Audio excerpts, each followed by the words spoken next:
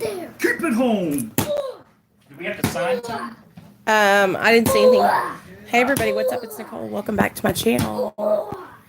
So I know the quality on this phone is like pretty shitty, but this is like an older phone and it's got a lot of charge on it. So I thought I could just go ahead and do a story time live with you guys. And if I sound a little bit different, it's because my throat is hurting so bad. Hey, classy bitch. So I want to get back to, our fun, just no worries kind of content. So, I was like, what can I do? Hey, Sandra. So go ahead and if you guys, what's up, Jonah? If you haven't already, go ahead and like and subscribe. Give this video a thumbs up or a thumbs down or a thumbs all around. Subscribe to my channel. Invite your friends if you think they would like to come hang out with us. And yeah, so I'm going to give you guys an update on what's going on in my life since I talked to you last, which was earlier this morning. I went to work. I took Nate to school this morning, and I cried, you guys. Jonah. Sorry, I say Jonah. Jonah. Hey, Jason. Work was good. I got all the boxes worked out. Like, I had probably like 13 boxes of Jonah. Christmas and wrapping paper and bags and all kinds of stuff. And I didn't have anywhere to put it. So I had to improvise on where to like put everything and like display it and make it look nice and festive. So I got all that stuff done. And then I picked up some toilet paper and some chicken and I came home. So I worked about 5 hours today. It just depends on like the amount of shipment I have and how many stores I have to do on how long I'm at work. And so I could stay longer, but I got done and I wanted to get home, so I went ahead and got home. And yeah, Neil went and got Nate from school. This morning when I dropped Nate off at school, he cried and I cried. And like the minute I dropped him off, you guys, like I walked out and I just started bawling. And one of the moms was like, girl, I know how you feel. I remember my first time dropping off my little, I think she had a little girl. And I just told her, I said, I wish I had done this earlier so this wouldn't be so hard. Because I feel like because Nate is 4 and I could have done this, like he could have already been in school for a couple of years, so this wouldn't be such a hard transition for him. But the good thing about it is he has made a friend there that he feels really comfortable with, and his name is Garrison. So every time, hey Leah, every time that Nate gets there, he waits for Garrison, and then when Garrison gets there, he runs and plays with Garrison. So they have really been like getting along, and so they're like a little 2-man team. But they have to have like healthy lunches and healthy snacks, so I packed him. He really likes the Lunchables with the turkey and the cheese and the crackers, so you can build a little sandwich. I sent him with a Lunchable, a Capri Sun, a banana, and a yogurt thing. And so I feel like I'm doing good, and he has that for each day of the week. And then at the end of next week, we'll go buy groceries for the next week at school, and he'll get to pick out his lunches and stuff. But I remember when I was little, my mom wouldn't let me get the cool Lunchables and stuff that the other kids got. She like made my sandwiches and stuff, and I wanted so badly to be able to have the cool lunch, So I try to let my little boy pick what he wants so that way he can have the cool lunch, School is hard. Okay, so here we go. Story time. So I'm going to talk to you guys, since we're talking about school and we're talking about Nathaniel. I am going to tell you guys a little bit about what it was like for me when I was a little girl in school. And then what we'll do is we'll transition into We'll transition into high school. So when I was growing up, when I was growing up, my mom had put us in like daycare she tried to, but she put us in Catholic, like this Catholic school for like preschool. And one of the nuns slapped me with a ruler. So she took us out and wouldn't let us go back. So when I started kindergarten, I had never been to school. And when I started kindergarten, my mom and my mom was into this religion. It was called Pentecostal, and so me and my sisters couldn't cut our hair, or we had to wear dresses, and we couldn't wear makeup or any kind of jewelry. The dresses had to be below our shoulder or below our elbow and past our knees. So when I went to school, I always had to wear dresses or skirts that were past my knees. So that was like not that big of a deal when I was a little girl, but the older I got, the more difficult it was. It's really strict. So by the time I want to say we switched to a non-denominational religion, I want to say I was like 11 or 12. But my mom would drive me and my sisters to school every day and pick us up from school. We didn't start riding the bus or anything until we were older and we wanted to ride the bus. You know what I mean? Like, because we wanted to hang out with everybody on the bus. But growing up, you know, I had to wear like, till I was about 11, dresses, no makeup, no earrings, no haircuts. My hair was so long, it was down past my butt crack.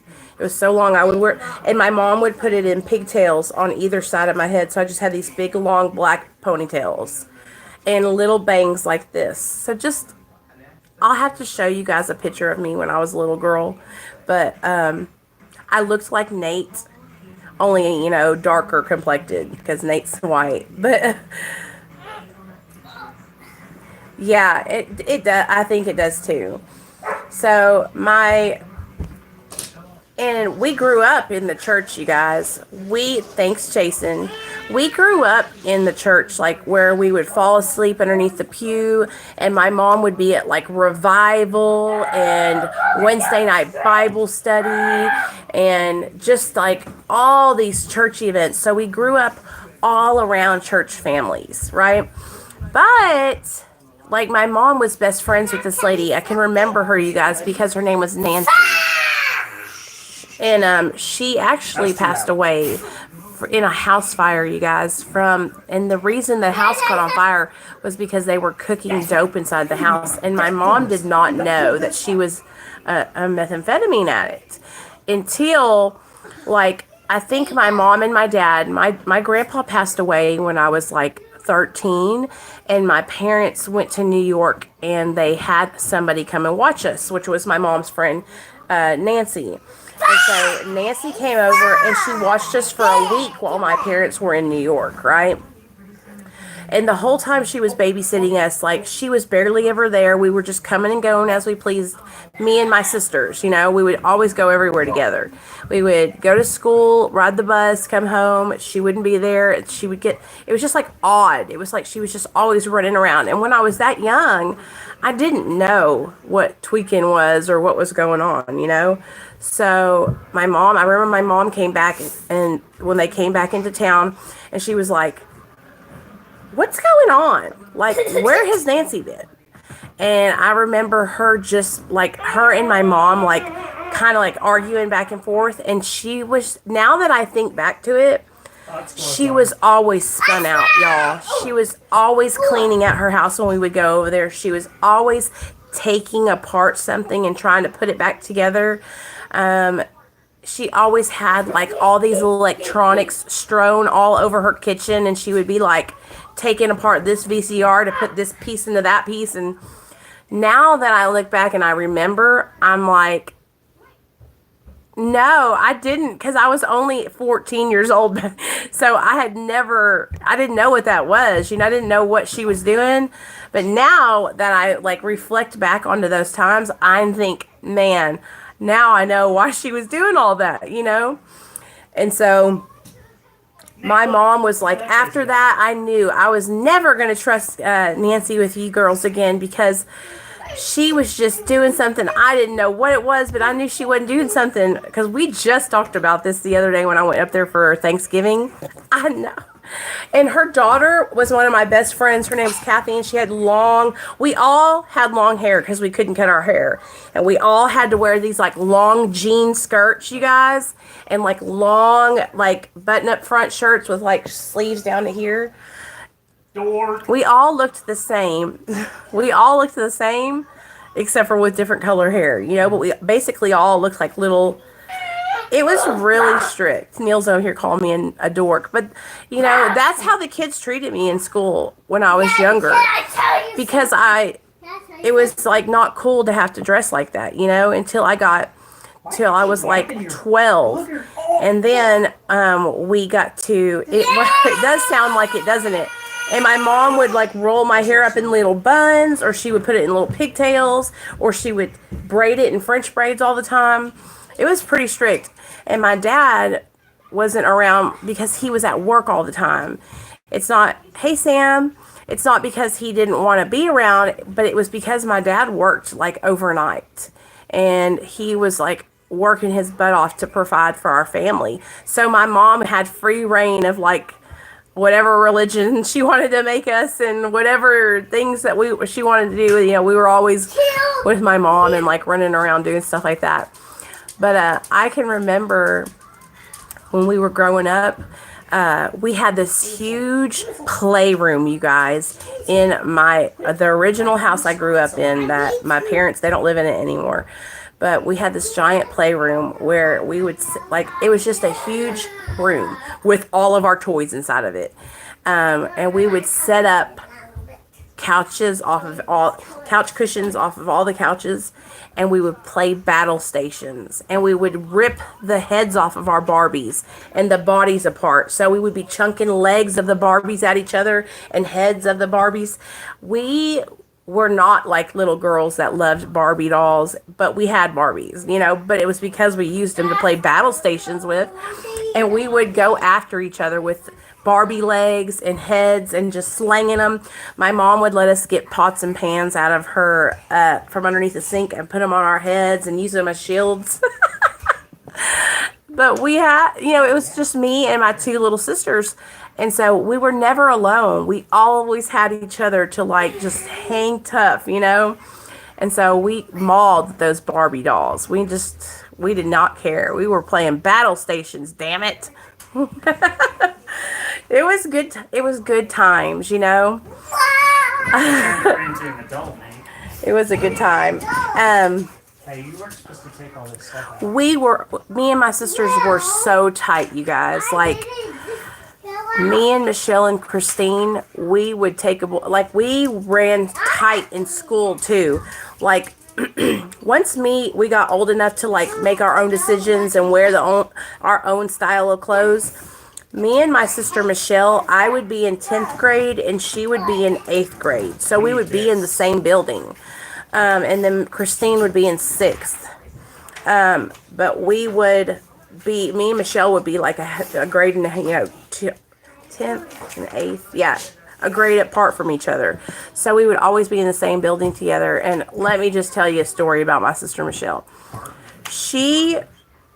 We didn't know that my sister was bipolar for a long time. So through her adolescence, like from the time she was about 11 to the time she was about 16, she was acting out. Like, I'm talking like dating all these boys. I mean, she wasn't even allowed to have a boyfriend, and she had like 16 boyfriends. You know what I mean? I love her. She's my best friend. But my sister was like, okay, so when we were growing up, I was like kind of chunkier, and my sister Michelle was always so skinny. And now look at her. She's like a chunky thing. But let me tell you why she got chunky the way she is now. It's not because, well, she likes to eat now, but there was something that happened that caused her to gain a lot of weight. So when we were growing up, she started acting out, and my parents were like, what? There's something wrong. You know, she was like jumping out the window. She was like running away from home, you guys.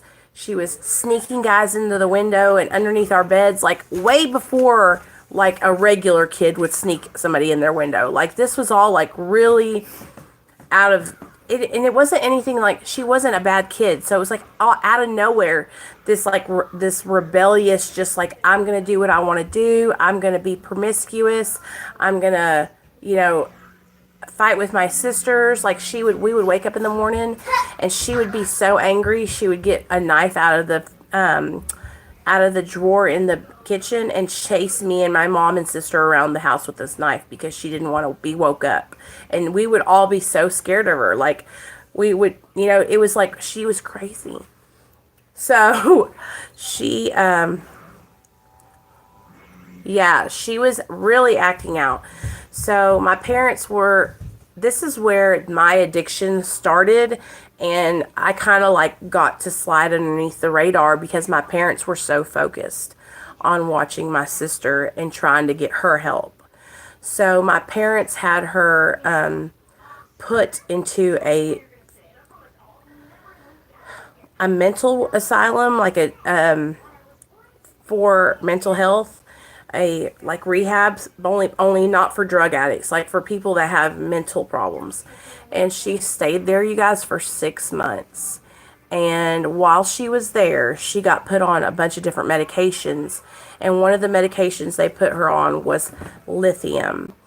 And I remember visiting my sister when she had just got put on. Yeah, they had to have her involuntarily committed because I'll tell you that my dad had to catch her, and they put something in her drink that made her fall asleep, and they had to carry her in there because if they didn't do that, you guys, she would have fought my dad, like fought him.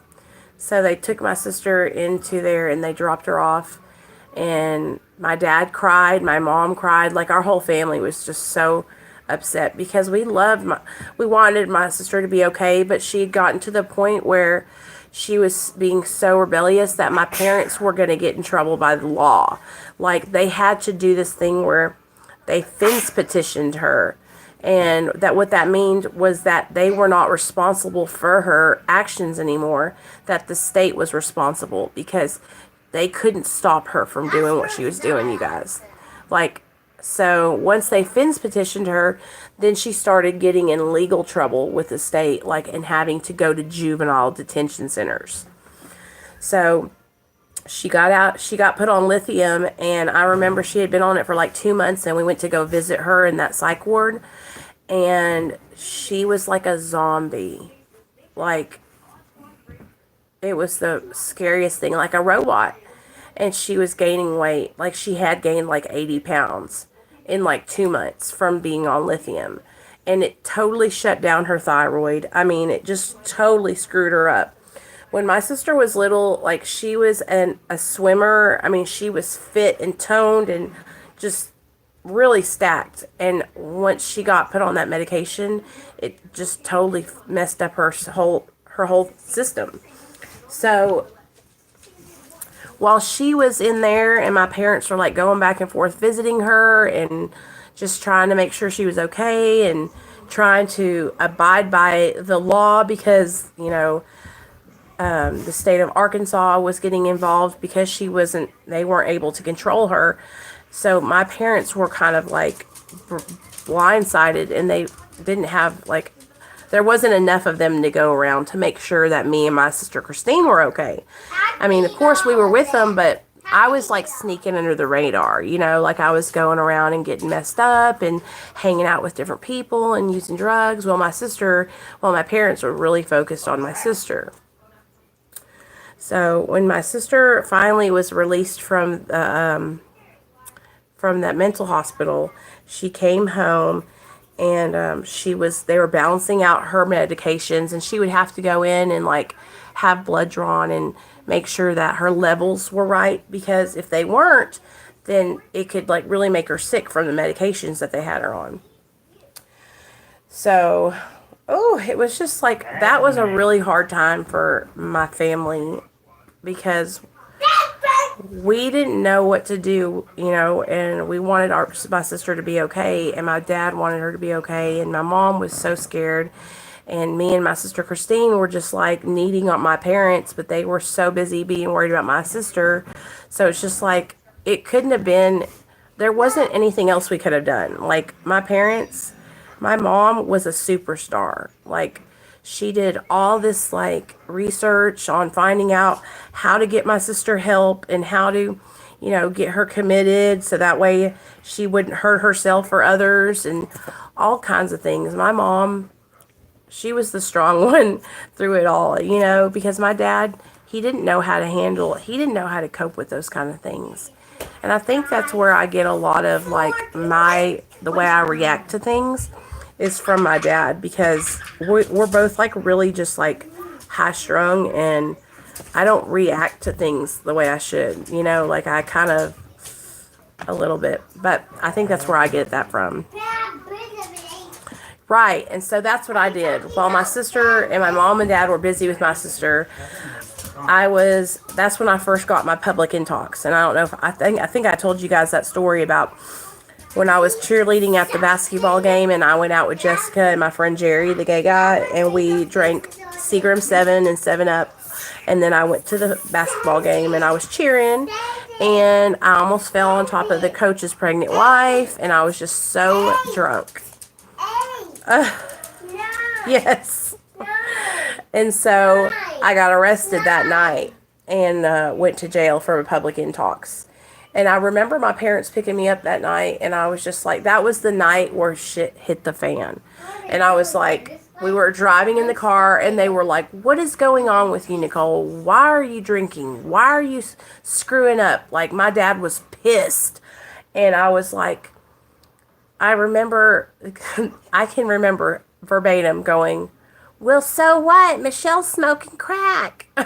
Because I was just so mad, and I was trying to get the heat off me, and I was telling them, and it wasn't crack that she was smoking, it was methamphetamine, but I didn't know what it was called yet. I was like, she's smoking crack, and trying to rat out my sister because I was like not wanting them to find out what I was doing and how screwed up I was getting at school, because I was failing all my classes, you guys. I was about to get kicked out because I was like not showing up, and I was skipping every class. Every day my parents would be at work, right? They would be at work, and my mom got a job, so she was at work, and so I would skip school every day. And when I would get to school or skip to my house skipping, guess who would be there already skipping? My sister Michelle. Every single time, like, I would get there, and there she'd be up there with all her hoodlum ass friends, So then, once we realized that we were both kind of like on the same kind of trying to kick it wavelength, that's when we decided to join forces and to just start kicking it together and partying together. And when that started, once me and Michelle like started like working together, then it was like the possibilities were endless, you guys. We would cover for each other and sneak people in and sneak people out, and I would say, oh, she'll be home in a little bit, Mom and Dad, she just called me. And then I'd say I'd stay up and wait for her, but then she'd never come home. And then my mom she'd come home in the morning and sneak in her bed, and I'd say that she got home at 10. Like we were, boom, we were double teaming them. So that's when, once we started being able to like go out and do things together, it was on and popping. I would take Michelle everywhere with me. Hey, Jordan. I took her everywhere with me, you guys. And I feel guilty sometimes when I think about it. I feel guilty because, a lot of the things that she did drug-wise for the first time was with me, But I can't go back and change it now. But I'll tell you this much. Me and her, we went hard in the paint. We could sit there.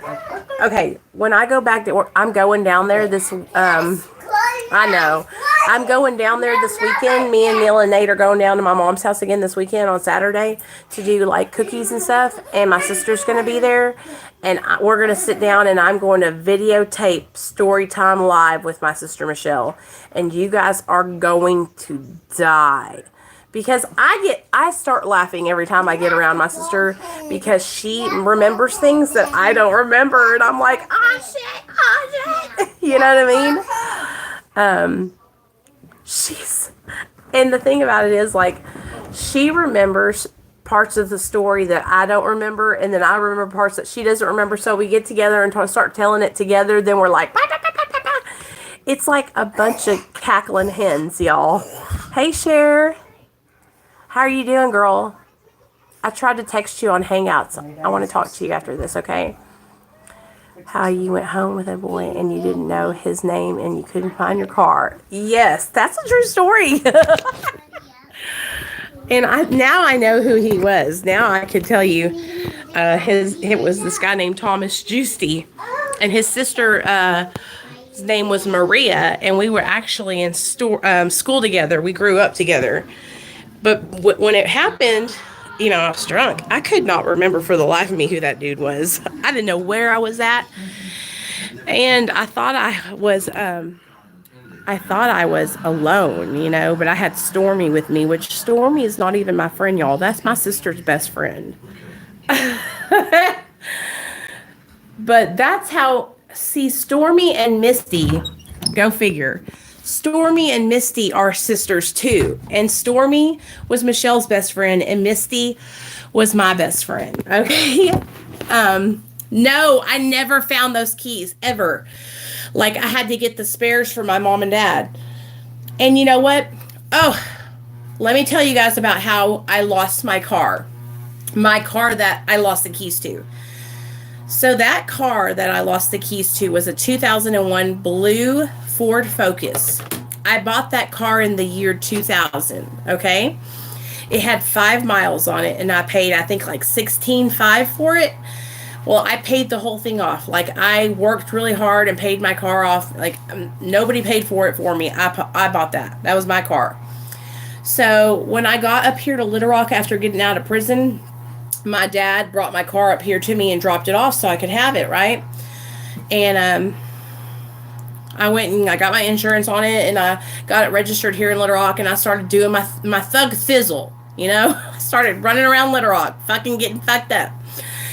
And one day I had picked up my friend Gerald, and we were driving in North Little Rock. We were driving, and we had went and got some Roxy, and y'all know how I do Roxy. We shot them up. So we went and got some Roxy's, and we were, you know, shooting up in my car at this car wash, right? Well, we did our shot, and then I took my cap, put it on my syringe, and stuffed it in my underwear, okay? Like in my, and we went driving off. So we're driving off, and all of a sudden, dude, I see Gerald like fucking fidgeting over there in the passenger seat and like shoving stuff underneath his seat. And all of a sudden I see, woo, woo, woo, blue lights. Shit. I was like, fuck. So I pulled over, and lo and behold, my damn license plate thingamajigger is expired. And lo and behold, wouldn't you know it, I have only paid for 6 months of insurance, and it's the 8th month or something. It's like 2 months over expired. And so the lady was like, do you know why I stopped you? And I'm like, and she's like, your insurance or your license plate's expired. Let me see your insurance and your registration. And if you have that, I'm going to let you go. Okay. So I get in my glove box, and I'm looking for it, you guys. And I find it, and it's expired. I hand it to her, and then she asked Gerald and me to get out of the car. And she was like, she looked at him. She goes, I saw you fidgeting. I saw you bending over when I was pulling y'all over, talking to him. So she goes over to the passenger side, you guys. She looks underneath his seat, and there's a bottle of Xanax with like 2 pills inside the bottle. And it doesn't have a name on it or anything. And so she arrests him. She's like, I know this is not yours, pointing to me, because I was driving, and I was like, no, it's really not mine. Well, then she goes to pat me down and like search me, and I'm like, fuck, I'm screwed. I am screwed. Yeah, he took the charge for it, but she wasn't even going to give him the option to blame it on me because she seen him throwing it underneath his seat. Thank God. Because I've had that happen to me before too. Well, she is like patting me down and having me lift my bra up and shake it out. I mean, everything, you guys. And I just know that she's going to feel this rig in my underwear because it's like right here, like in between my, my punani lips. I mean, like, here's my thingamajigger. Here's the syringe, and it's like this. In the like that. And I just knew that. I just knew it. And she didn't have me, like, it was Gucci. She was like, you know what? I'm not going to let you have your car. She had called the tow people. They hooked my car off, took it to the damn impound, and left me sitting there on the side of the road. Well, damn it. I was so pissed. I said, you know what? That's okay. I walked down to my dope man's house, which is literally one street over. Got me another Roxy. Had my syringe, did me another one, and then I called Mr. Lawrence, which y'all have never heard about this triple OG, Mr. Lawrence. I mean, triple OG. Snakeskin, alligator shoes, pimp hat, like cool looking suits, always wearing a different colored one, navy blue, maybe even like a light lavender. Right. And so, I called Mr. Lawrence, and Mr. Lawrence came, picked me up, and I was like, what am I going to do? So I called my parents, and I was like, I need y'all to get my car out of impound. And they were like, nope. So it's like, now what am I going to do? So I kind of started like calling around to different tweakers I knew. And I was like, yo, I need my car to get out of impound. I will sell it for $3,000. Like, who wants my car for $3,000? This lady, y'all, picked me up, took me to Hot Springs to get my title, and paid me $3,000 cash for my car. Got it out of the impound, and I went on her way with my car. And you know what I did? I know, I did it. I took that $3,000, and I spent every single dime on Roxy's and Xanaxes. And you know what? That afternoon, when I was getting my Roxy's and Xanaxes, I did a Roxy after taking a couple Xanaxes, and guess where I ended up? Overdosed. Remember the girl I told you guys about, Alicia, the nurse, who saved me from getting put out on the side of the road? She was there, and when I was overdosing in her car, and she was there kind of benefiting from my $3,000 lick that I just hit selling my car. And thank God, dude, because I would always take a bunch of benzos, and then I wouldn't know if I was going to get a Roxy or not, or if I was going to have any, and I would do a Roxy afterward, and I would end up overdosing. Right after, I didn't miss a beat. And, but it was just like so much shit I lost, you guys, because of my addiction. Like, that car was a fucking nice ass car. Like, it was older because I had had it for 10 years, but it was all mine. And it was like, I had put every mile on it. Hey, Keith. I had, like, it was all the miles that I had drove on it. So it wasn't like it was like a shitty car. What story is this now? I know, that's right. I love you too. I love you. Want me to come up there with you? But you guys, I have so many more stories that I want to share with you guys. But I always want y'all to remember, like, I know we're laughing and we're all like, kikiing with the girls about them now. But, like, that shit was not funny when it was happening. Like, when I was losing my car and, like, going out and buying dope off, from people that I barely even knew, and, like, going to the dope man's house, like, every day. When I tell you guys this, like, until I lost my job at Kroger, every check I got, I had fronted out every dime of it to my drug dealer. Like, when I would get my check, I would have to sign it right over to him. Like, it was gone. And I would make good money, but I would go through the week and I would just say, man, get front me. And he would front me everything. So by the time I would get paid, I would owe him almost my whole check, and then I would just buy the rest of it, But we can laugh at all that shit now because we're not fucking living that life no more, thank God. But this Saturday, like, I'm gonna make an event for it and post it here on my YouTube channel, just like a little reminder. But this Saturday, dude, it's on, y'all. My sister had so much fun talking to you guys the other day. My little sister, though, Christine, she was really nervous for some reason. Like, she's like, I don't like being video camera. But my sister Michelle, she loved it. She was like, I'll do that again. And so that night she was sitting on the couch and she was like, I want to subscribe to your channel. I was like, you better.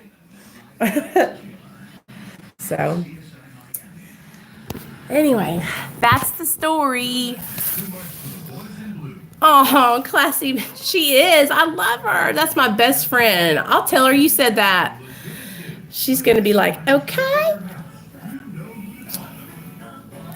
They're both my best friends. Both of my sisters are just such good people. Shirt off their backs, you guys. Like, they're just real ass chicks, you know? And we're just all, you know, that's her wife, Alicia. That's her wife, Christian is her name. And that little boy Xander and the little girl Peyton are Christian's kids. But the way Christian's always been bisexual, but she turned like full on with my sister whenever her husband hung himself. Life, we all have a light shining inside of us. That's right, Keith. And like, I hope that you guys know that even though I'm telling you guys those crazy stories, and if I'm triggering anybody or making you feel uncomfortable, please let me know, because if it bothers you, I'll make sure that I try to keep my stories a little bit more PG if I have to.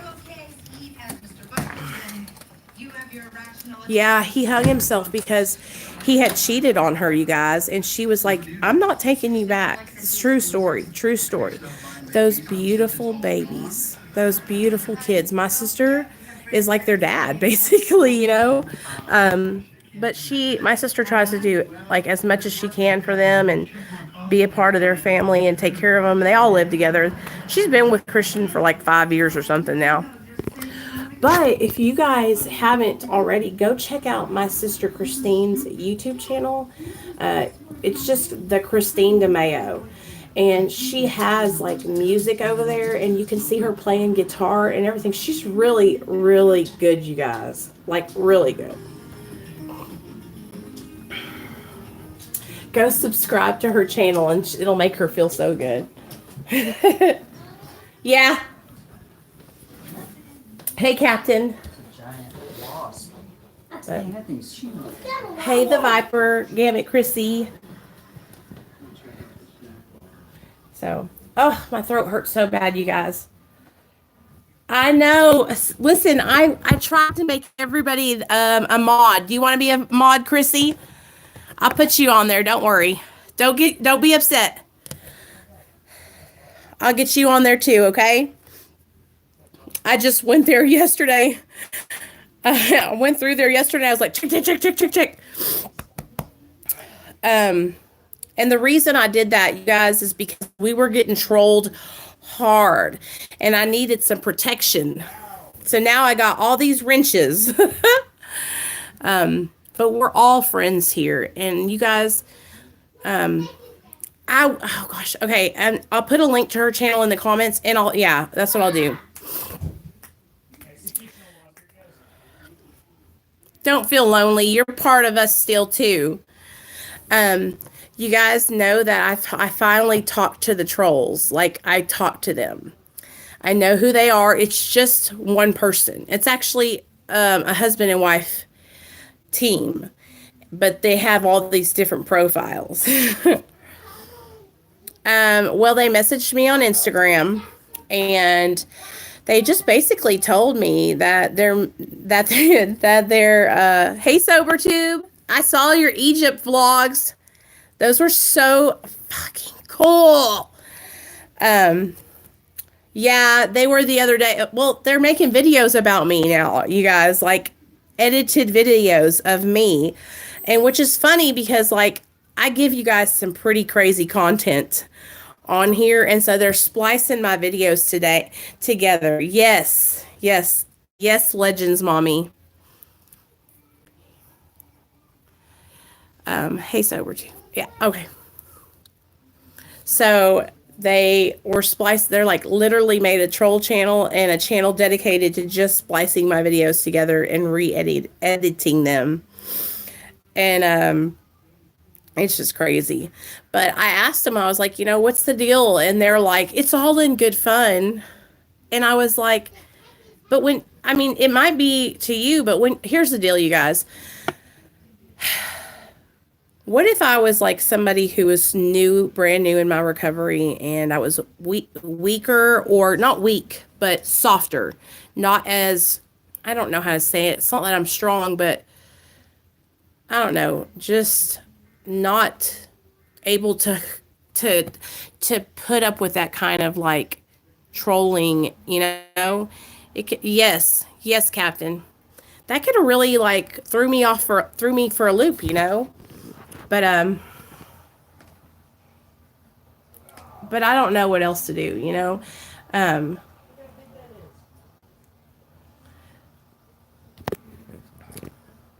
it's just, oh Lord.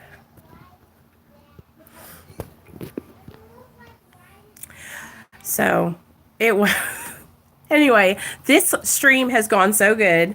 I'm going to get off here, you guys, and end it because we did an awesome story time. And I will holler at you guys later, okay? I'll see y'all tomorrow. And I'm going to make an event for Saturday's story time, too. So it'll be fun. Yeah. All right. I love you guys so much. I love all my wrenches.